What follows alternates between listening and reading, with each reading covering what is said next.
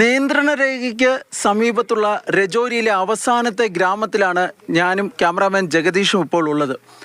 ഈ കഴിഞ്ഞ 4 ദിവസമായി പാകിസ്ഥാൻ വെടിനിർത്തൽ കരാർ ലംഘിച്ചുകൊണ്ട് ഇന്ത്യൻ പോസ്റ്റുകൾക്ക് നേരെ വെടിയുതിർക്കുന്നുണ്ട്. ശക്തമായ തിരിച്ചടി ഇതിന് ഇന്ത്യ നൽകുകയും ചെയ്യുന്നുണ്ട്. ഞാനിപ്പോൾ നിൽക്കുന്നത് ഒരു ബങ്കറിലാണ്. ബങ്കർ എന്ന് പറഞ്ഞു കഴിഞ്ഞാൽ നാട്ടുകാരുടെ സുരക്ഷയ്ക്കായിട്ട് സർക്കാർ പണിത ബങ്കർ.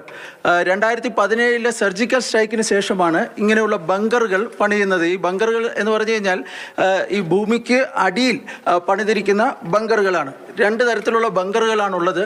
ഒന്ന് ഈ കമ്മ്യൂണിറ്റി ബങ്കറും 2 വ്യക്തികൾക്കായുള്ള ബങ്കറുകളുമാണ് ഉള്ളത്. मेरा नाम कज़ाला फातिमा। हम बंकर बोलता है, आपको क्या बोलते हैं? हम मोर्चा बोलते हैं इसको। सर ये हमें जब फायरिंग होती है, बॉर्डर से गोले आते हैं, तब हम इसमें 3-4 फैमिलियां गठी रुकती हैं। रुकती जी। बॉर्डर इधर से कितना दूर है?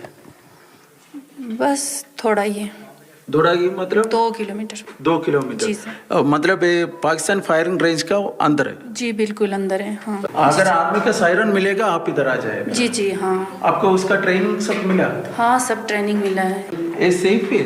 जी हाँ ये सेफ है। शेलिंग होता तो भी इसको नहीं कुछ नहीं होता है कुछ इसको। नहीं। जब ये मोर्चा नहीं था आप किधर रहता था? अगर शेलिंग घरों में ही रहते थे, बहुत लोग मर जाते थे फायरिंग से।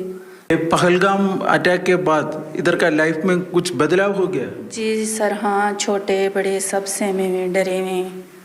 സൈന്യത്തിൻ്റെ ഭാഗത്തു നിന്നും സർക്കാരിൻ്റെ ഭാഗത്തു നിന്നും ജനങ്ങളുടെ ആത്മവിശ്വാസം വർദ്ധിപ്പിക്കുന്നതിനായുള്ള എല്ലാ നടപടികളും ഉണ്ടാകുന്നുണ്ട്.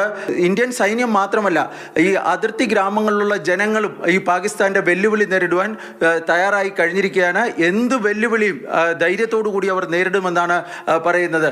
രജോരിയിലെ നിയന്ത്രണ രേഖയ്ക്ക് സമീപത്തുള്ള അവസാന ഗ്രാമത്തിൽ നിന്നും ക്യാമറാമാൻ ജഗദീഷ് കൃഷ്ണനൊപ്പം ബി ബാലഗോപാൽ, മാതൃഭൂമി ന്യൂസ്.